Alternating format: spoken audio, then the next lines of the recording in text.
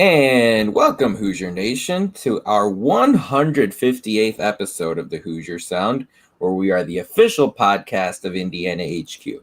Our mission and goal is simple. We want to bring in-depth analysis and coverage for Indiana University sports to as many fans as possible across a multitude of modern platforms. We are recording this edition of the Hoosier Sound on September 8th, 2020, where I am your host, Nithin Krishnan, and here with me tonight is the Hoosier Sound vet and Miami Heat superfan Matt Lukens.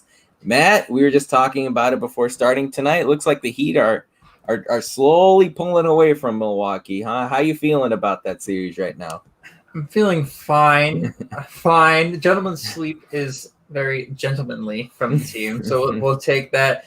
But if we were to lose tonight's game, which the game isn't over, by the way, it's in the third quarter as we're recording this. If we were to lose the game tonight, now I'm talking about being very nervous. But right now, we're up 12, middle of third quarter, and I'm feeling fine. I mean, yeah, the gentleman's sweep, right? In case those of you not listening, it's when someone beats you in 5 instead of a typical 4 because they're being nice to you. They're giving you a courtesy game. I'm not sure the Heat gave Game 4 to Milwaukee. But... No, Chris Middleton definitely took that game, but it was very close still. And this game is still could go down to the wire. Yeah. Miami does lead the league in blowing 10-point leads so, by a lot. So. Well, are you for real? I mean, wow. Yeah, I remember when IU blew a couple 10-point leads last season. I was a little anxious about that. Yeah, I mean, we'll see how many years it takes before the Bulls reach the second round of the playoffs. But I think that's a podcast for another day. Look, over here, things are great in Bloomington. It's hot and humid outside. But look, as we're obviously still in the middle of this extended off season here at IU, the folks like Matt and I and our team members at the Hoosier Sound, we're all trying to figure out what to talk about, to what topics to bring to you guys, and something came up, and I thought this is a really interesting idea. Indiana University has had an age-old tradition of putting, to say it nicely, putting the team before the player, right? I mean, if you just think about the jerseys across IU sports, not even just the basketball team, it's very simple. Just usually just the numbers. You know, if you think about it, men's basketball, even sports like volleyball and soccer, you don't really see the names, the last names on the back of the jerseys. You do in football, but even recently they tried going without it for some time. Even though football's a little different, it's a lot more in the popular realm of things. You got to do what you can do to get those quality recruits like Tom Allen's done. But overall, right, this is kind of the IU sentiment. This is the way IU's done things. But here's what we were thinking. If Matt and I took over for Scott Dolson, which hope to God at Indiana that doesn't happen anytime soon. As an Indiana fan, you better hope that doesn't happen.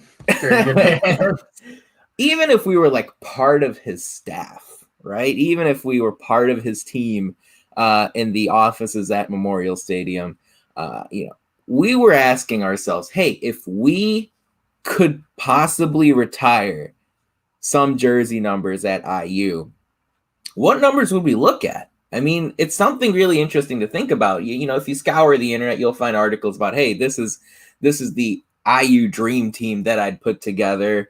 Or, hey, these are the best IU players of the last 10 years. When we think about it on a jersey number by jersey number basis, I thought this was a really fun topic. So, Matt, I can't wait to get into this. As you look at the various jersey numbers over the course of the last few decades at IU, which ones stand out to you as possibilities that would qualify for, hey, the players were really great. Maybe we should think about retiring this number. Yeah, I think you got to look at who's been great. You got to look at what teams they were on, and then you got to look at what they did for the university and society as a whole. So there's a couple different ways you can take the jersey retirement number. I know the Dolphins have retired the names of coaches and numbers. Up and down. The Heat retired 23 for Michael Jordan, and he never played for the Heat. I don't know. There's a bunch of different. You can go all across sports, see a bunch of weird jersey retirement numbers. I think when it comes to IU, we're going to start with basketball. I think probably the easiest one is 11. I mean, Isaiah Thomas wore it. He's probably the most famous ambassador for the IU basketball program. And then recently Yogi Ferrell wore it. It's a pretty important number when it comes to point guards, especially at the university. Probably the most well-known number for the basketball team. So I go with the easiest one would probably number 11. Thoughts? I like what you're saying there. Yeah, 11's a really good number. Yeah, we sent out a poll earlier today, and we're going to talk about the results of that. But 11 was definitely one of the more popular responses as far as, hey, what would be a good suggestion? Devontae Green, we're not going to put him in that quality class, huh? I noticed you went with the real heavy hitters with Isaiah and Yogi. I guess I don't blame you, Matt. I guess I don't blame you. That's really an unfair shot I took at Devontae Green in all seriousness. I probably shouldn't have done that, but whatever. I look at some of these other options, right? Like just think of the number one at IU, right? The number one alone, it's almost symbolic in a sense, right? Like I remember even when I was little, it was usually like the point guard, who was wearing like number one, or like the coach's son or something like that. Yep. I mean, and at IU, especially recently, how about guys like Jared Jeffries, right? And I know people might snicker at this a little bit, but like Jordan Hulls and James Blackman Jr. had really good careers at IU also. Number 4 at Indiana has been huge, especially in recent times. Victor Oladipo. What more do you need? Yeah. Man, Trace Jackson Davis, I know it was just one season, but yeah, what a year he had last year. Now he's switching it up, and Christian Lander's taking over number 4. Don't forget Bracy Wright. If some of you are listening and you're sort of in your undergrad days right now, go do a little Googling or YouTubing of Bracy Wright. He was a very impactful player at Indiana. Somebody whose name you should definitely know if you're a big Hoosier fan. Man, what else? I mean, Matt, the number 12 with Steve Alford, he's really the only prominent guy, but geez, would you ever retire a number just on the shoulders of one individual here at Indiana? Well, I'm glad you brought that up because this is the perfect segue into the number 8 for Bill Garrett. And that would be the only person I'd probably retire for a single person. I mean, Calbert Chaney I'd say 40 for Calbert Chaney, but, also have Cody Zeller who wore number 40. So you can't just retire it for Calvert Chaney. Number 8 for Bill Garrett, though. Obviously, first African-American to play regularly on a Big Ten varsity basketball team. Broke the color barrier at IU. Was the first a couple years before somebody who we'll talk about later in the show, which is George Taliaferro for football. So Bill Garrett did some things not only just on basketball court, who was an excellent player for IU, but he also did some things off the court and for the community around IU as a whole, breaking the color barrier, of course. So that would be my choice. If we're going to do anybody on this list, I think probably the best choice is number 8 for Bill Garrett. Also, has number 8 been worn recently at all? A whole lot? No, it's interesting, right? Like, we were doing some research on this earlier today, and strangely enough, like, even though Indiana hasn't officially released a comment on this, 8, the number 8 has not been worn by anyone in a long time. I mean, once you kind of get back into the 80s and the 70s, the data or the information available is a little unpredictable and unreliable, to say the least, on the old Wikipedias and the basketball references and those type of websites. But yeah, as far as I know, I haven't seen number 8 worn all that much. I guess just thinking about it, 8, outside of Kobe, right? It's not really a very popular jersey. It looks a little clunky now that I think about it, And Kobe just transitioned to 24 as well. So, 8, you don't see a lot of 8s. That's what I'm saying. Maybe because it's just like a round, sort of thick, not right, like the 1 and the 11. It looks so sleek and cool. But the 8 just looks The 8's like an infinite. Wouldn't that just be the sleekest number of them all? I well. don't And know. I don't want to get into this, but as a Bears fan, number 8 for me means Cade McNown and Rex Grossman, and I'm not going into that too much. I But mean, Bloomington's own Rex Grossman. I mean, look, he might be Bloomington's own, but first of all, he went to Florida. Okay, that's the first thing. And second of all, yeah, I guess I shouldn't be that mean. Like, he did take the Bears to their 1 Super Bowl in the last 35 years, but the only time you guys have been relevant in the last 35 years. let's be honest. It was more in spite of him than because of him. Ridiculous. To put it diplomatically. Man, Bill Garrett, though, that's a really good point, Matt. I mean, frankly, Steve Alford on the court, his contributions might be worth retiring number 12 alone. The hyper, as some of you might know, the field house, the intramural field house here on the IU Bloomington campus has been renamed in honor of Bill Garrett. Yep. There's a small monument outside the field house that illustrates what he means to the school, which I would highly recommend if you are on campus or if you do stop on the Bloomington campus anytime soon. Man, Matt, you mentioned the number 40. Calbert Cheney. Can't go wrong with Calvert. Calbert Cheney, Cody Zeller. And I know Zeller was here just for 2 seasons, but wow, what a career he had. But like you said, really the star in that number is Calbert Cheney, isn't it? Yeah, and Cody's a great player and a great NBA player, but nobody beats Calbert Cheney. It's Calbert Cheney. And then you have 23, which is Keith Smart and Eric Gordon, 2 very good players in their own right. I think Eric's probably the better NBA player than Cody, and Keith Smart hit one of the best shots in the history of the NCAA tournament.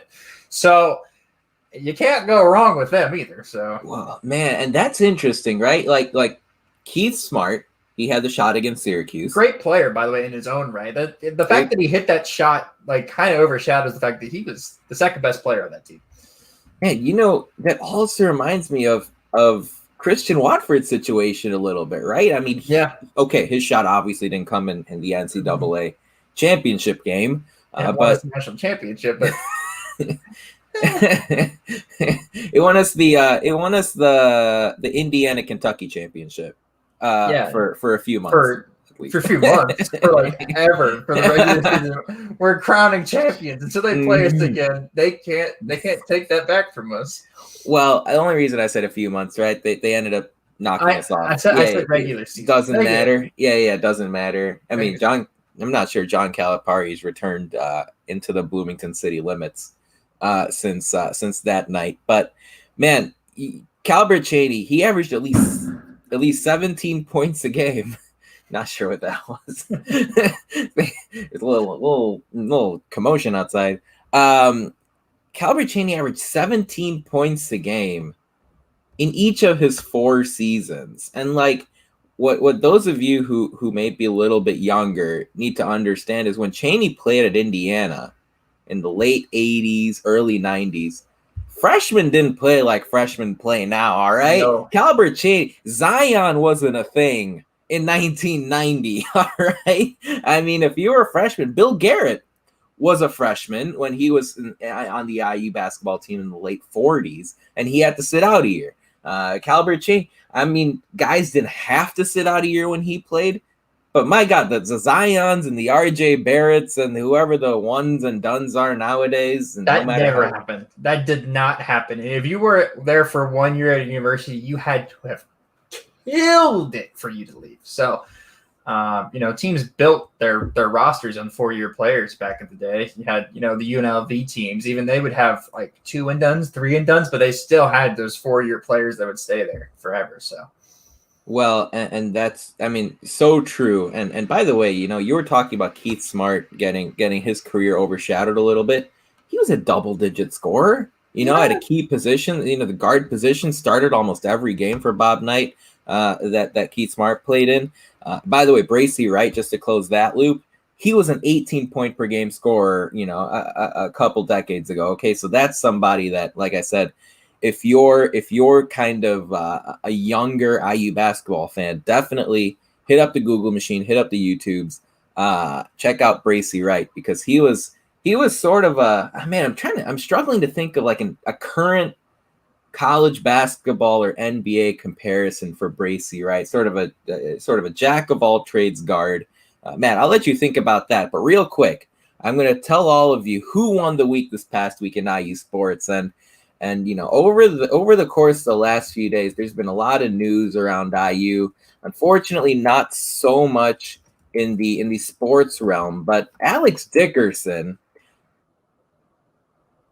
Indiana, an outfielder played at Indiana in the late 2000s, about 12 years ago.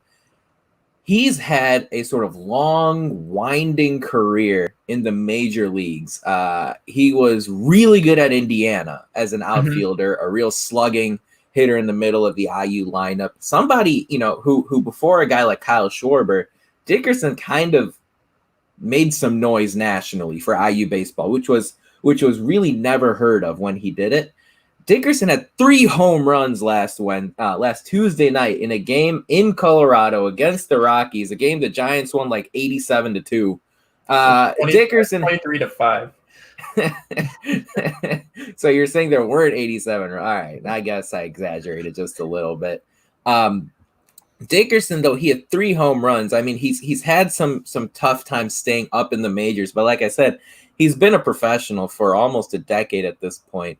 And to see him have that kind of night, it was really cool. I mean, an IU baseball alum hitting 3 home runs in a game. I think Kyle Schwarber also homered that night, so it was pretty cool to see a couple of Hoosiers go yard in the major leagues on the same night. Again, we haven't seen IU baseball take the field here in quite some time. I know they played a week or two back in the spring, but this is a program that just recently has really emerged, and unfortunately, we haven't really had the chance to talk about them too much on this podcast over the last few months. But I can't wait for them to return when they do, because they're going to be fun to watch. And a guy like Alex Dickerson, who, by the way, not only did he hit 3 home runs, he went 5 for 6 that night. He had like a couple other doubles, I believe. Like one of them was off the wall. Again, the major league record in a single game is 4. So he was really close to making some major history for the Giants last Tuesday night. But I guess 3 home runs will do, Matt. Darn it. But I know. How dare he not break the MLB record that's for hundreds of years, basically. Like, how dare he? How dare he?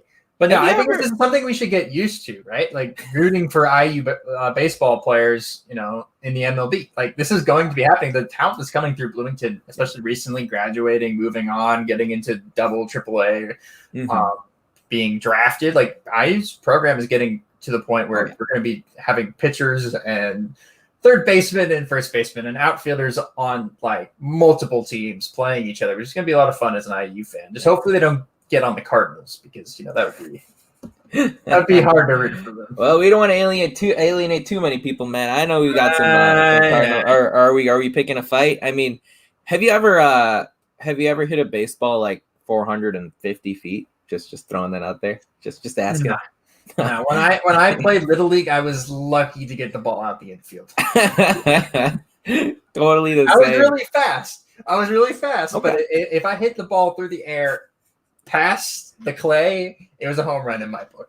Clay? Where were you playing? Were you playing? We had clay fields, and then you had. It's like you're playing in an artist's workshop. No. We called it clay, but yeah, I hit it off the dirt. I got it. Okay. I got you. So yeah, no question. Alex Dickerson won the week with his 3 home run performance in Coors Field last Tuesday night. But Matt, I was just talking about Bracy Wright before who won the week. Is there anyone you can think of, right? Like, is there anyone you can think of as a comparison for that guy? This is really hard for me because, again, he didn't play in the NBA, so it's hard to like compare him to NBA superstars. But I had to think of an all-around person that kind of plays the same style of this game as him. I would go with Bradley Beal as a kind of two-way player, can get his own bucket, can shoot the ball, but not shoot it extremely well, but pretty well. But very well known for his defense. That's Bracy, right? And fits into the team very well. You can put Bradley Beal on any NBA team, and he'd be a good fit. So, yeah, I like that. That's an interesting comparison. Yeah, Bracy, I was like 6'3", like you said, sort of a shooting guard type player. He did get drafted. He played a season or something with Minnesota, but he wasn't a long-term NBA player. Right. So then it's hard. Right. Yeah. No, totally agreed. All right, Matt. So we've talked about a bunch of different numbers, and I think it's time that we narrowed it down. I think it's time that as interim athletic directors at Indiana in Scott Dolson's shoes. Just kidding. That's not actually happening. I think it's time that we've decided, all right, which three numbers are we hanging in the which three numbers are we hanging in the rafters of Assembly Hall? All right, that's what it all comes down to. Okay, I don't know if we need a drum roll sound effect. Maybe we'll pick that up for next week. All right, what's your first pick? First number we're retiring at Assembly Hall. What you got? 8, Bill Garrett. I mean, the man forced us to change our uniforms for a game. Nobody has ever done that before. IU's never really changed their uniforms up all that much. I mean, I think we changed it once for the Armed Forces Classic, which was like a kickoff game. That doesn't really count. I mean, a home Assembly Hall basketball game, we were wearing different jerseys than our home whites. Like, that is all you really need to know. They were like, what are they, off beige? I forget what the exact color of them were, but like, and that's how important somebody like Bill Garrett is for Black History Month. I believe we did it in February. So Bill Garrett's got to be the first one. If I remember, it was like against Ohio State, and like both teams struggled to score like 40 points. So I guess it was an ode to hit a game-winning shot to win it. I remember sitting there being all annoyed. He's like, of course, on Bill Garrett, a game that we need to win. Yeah. I was just gonna say it's kind of an ode to what college basketball was like when Bill Garrett played in like the 40s and the 50s. Right, exactly. So that was fitting.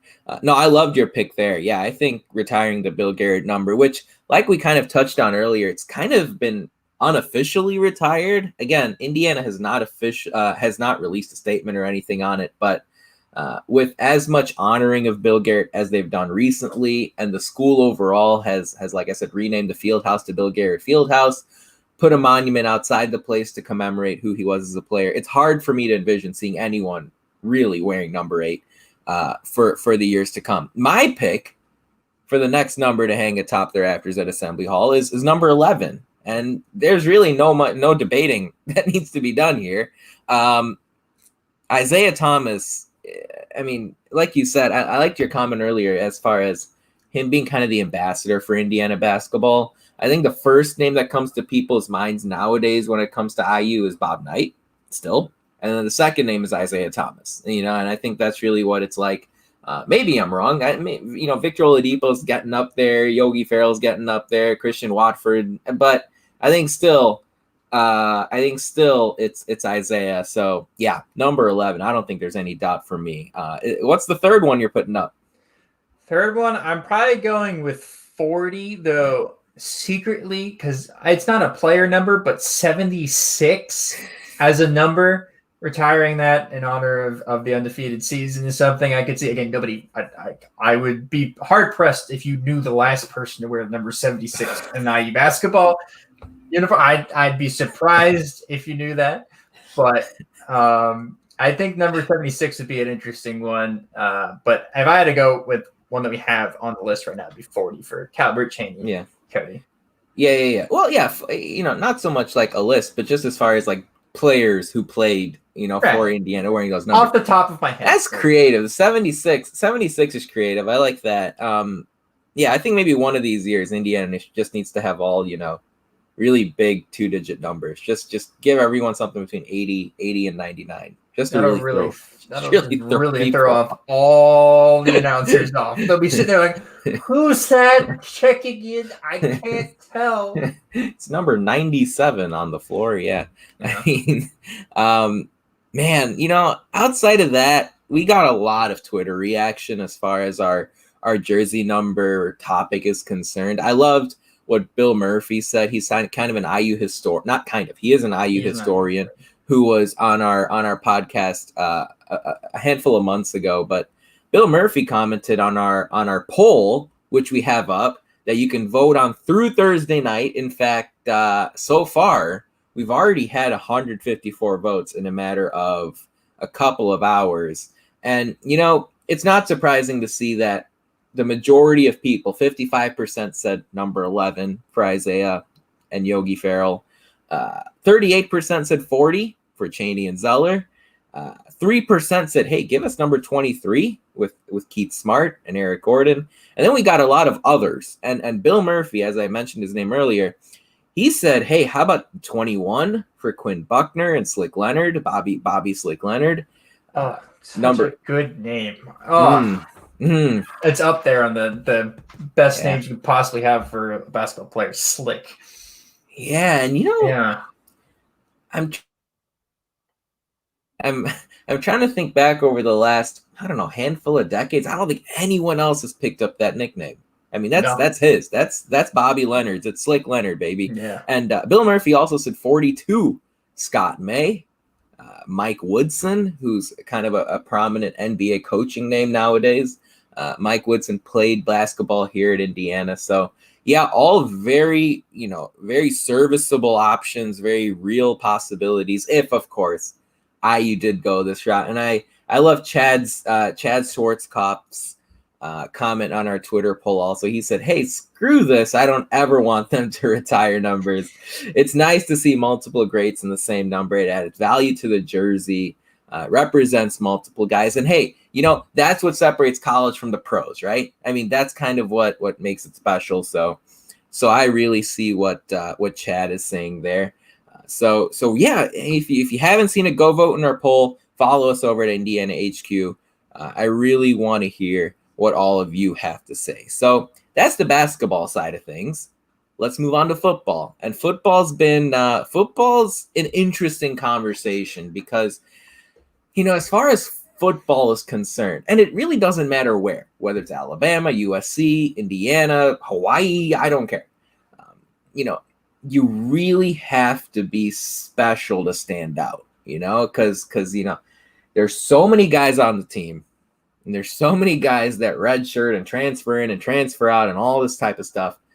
It's really hard to stand out relative to your program, not as far as standing out in a particular season, but hey, wow, what a program best player. That's really hard to find. At Indiana, it starts and stops with really one guy.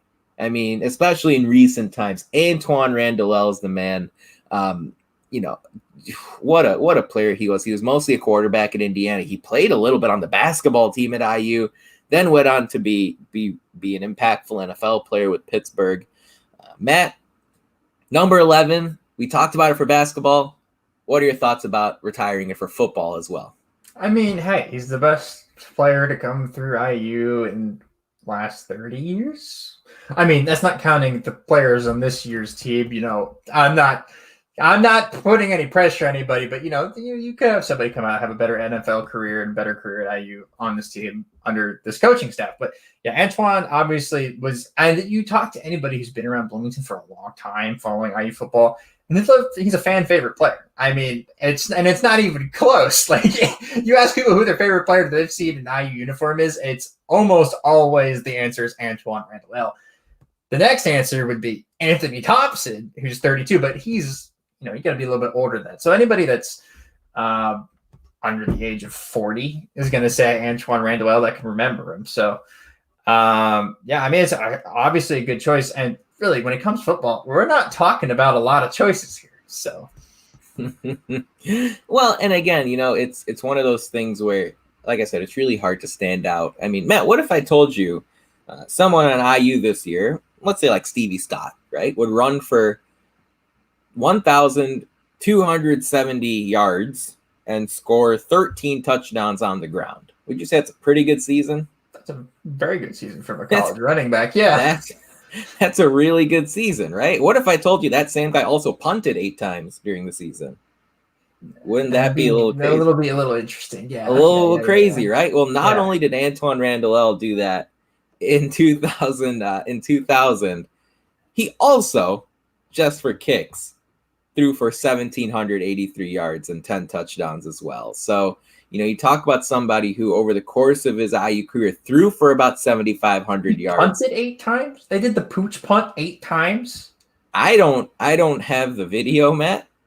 You're just going to have to 8 trust times? me on this. He punted 8. in each of his 4 seasons at IU, and he sort of took on a bigger and bigger role. I'm not sure if he was the full-time guy, but he, like I said, 7,500 passing yards, 4,000 yards on the ground. He had 90 receiving yards, and just for kicks, had 17 punts to his name. I don't think I'd want him punting. Who has their best player sit back there and then all of a sudden somebody is roughing the punter and he's out for the season and just take out his legs? Like, wait a minute here. I mean, look, on that note, football was different in 2000 than it is today. Not that really sort of justifies or defends it. But I think that's a testament to kind of the faith that IU's coaching staff at the time had in Randall L compared to everyone else on the roster. They said, "Here you go, buddy. We're gonna have you do the punting and the receiving, the kick returning, by the way, also." So yeah, without a doubt, Antoine Randall L's number 11 should absolutely be considered as far as retirement of the numbers concerned. Anthony Thompson, yeah, he was no slouch. 5,300 yards on the ground in his career. Just a casual 67 touchdowns over 4 seasons. I mean, it was the closest IU's had to a Heisman Trophy winner. It was Heisman Trophy finalist. So, I mean, that in itself speaks for how great Anthony Thompson was. And I would vouch for him. I mean, his highlights are always funny to watch if you ever go watch his highlights because all his touchdowns are like 2-yard runs. It's just like 80s football where it's just like you're playing the Chicago Bears and you're fighting for 3-yard gains and nobody's throwing the football. Yeah, that's an interesting comparison. Yeah, he does have a little Walter Payton in him. That's an interesting comparison. Yeah, so it's funny you mention it because Randall L's number 11 and Anthony Thompson's number 32 have not been worn by an IU football player in recent memory. For those of you thinking about it, even off the top of your head, just go, oh yeah, wait, that's right. Yeah, we've seen numbers 8, 9, 10, and then it just skips to 12, 13, 14, and so on. And the same thing for number 32. So even if IU, again, like we said with Bill Garrett, even if IU hasn't officially commented on this, it seems like the program stance is, yeah, guys, no one's wearing number 11 or number 32, no matter how many players Tom Allen recruits. Yeah, right. And then I think the most obvious one we haven't talked about is George Taliaferro. I mentioned him earlier on in the podcast. I mean, come on. He broke color barrier for IU. He broke the color barrier for the NFL. He's the first African-American player drafted in the NFL. Pretty easy choice there. Somebody that is almost always honored, passed away recently, has a statue out front.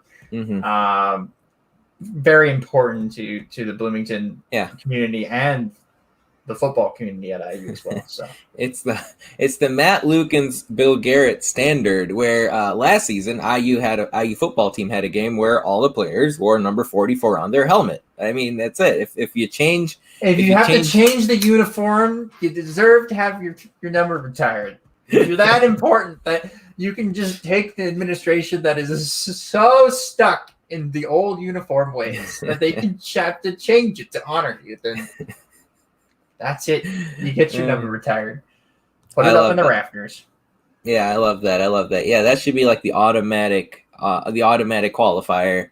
Taliaferro, outstanding running back in his own right. But again, his symbolic meaning to football is so profound. Again, just think about it. The first African-American player drafted in the NFL was George Taliaferro, who played football at Indiana University. Yeah, I mean that's pretty strong. So, when we think about it, honestly, Matt, I don't know if there's any other number that I would say, as far as football is concerned, deserves to be retired. I like the 11 for Andalel, the 32 for Anthony Thompson, the 44 for George Taliaferro, which, by the way, is not, Thomas Allen is currently a linebacker on IU's roster who wears number 44. Marcus Oliver is a linebacker on IU's roster a few years ago who wore number 44. So there's nothing going on there. Indiana should do whatever they can to cement that number's legacy. Is there anything else that you would throw out there for football? That's tough. No. I mean, as a joke, Nate Sudfeld, because he's the Eagles' backup quarterback, and I have a place in my heart. But I mean, George Taliaferro played for the Eagles for a year, so that also works. So if they play for the Eagles, retire their number. Retire the number. This is why you're lucky I'm not in the administration. Maybe, maybe this standard is has a little less credence to it. Matt, social media shout out. What do you have for us this week? I know there aren't any Big Ten sports going on, but was there anything on the Instagram? Was there anything on Instagram or Twitter that caught your attention? Yeah, Trey Kaufman announced his final 5 schools. Final 5, top 5. I don't know what they call it. Well, I don't know what the kids call it these days.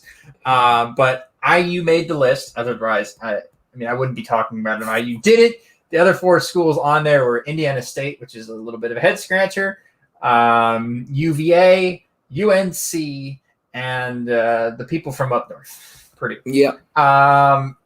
I would take a guess and a gander if I was a betting man that IU is probably the clear front runner in this, given how long they've been recruiting him for. Like, I remember the staff and people who follow recruiting for IU. We've been recruiting him since we started recruiting Romeo. The staff started recruiting Romeo. Like, that is how long we've been recruiting him for. That's like 3 years now, 4 years. So basically, his entire high school career, we've been recruiting him out of Sellersburg. So I would assume that that's somebody that Sam Story was talking about committing in November. If I had to put my finger on it. But yeah, so look, probably a good thing for IU to make a top 5. Some good schools in there as well. I mean, Purdue's a great school.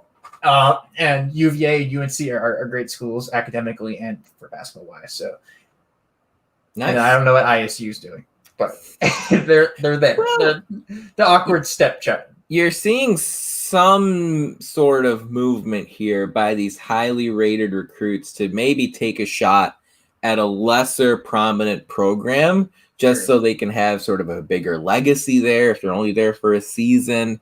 You're not really sharing the ball too much if you go to one of those schools. And then a guy like McCormaker went to an HBCU, which has some cultural significance to him also. So there's a couple of recruits looking at HBCUs. I would be surprised if he's not the last. So yeah, no, for sure.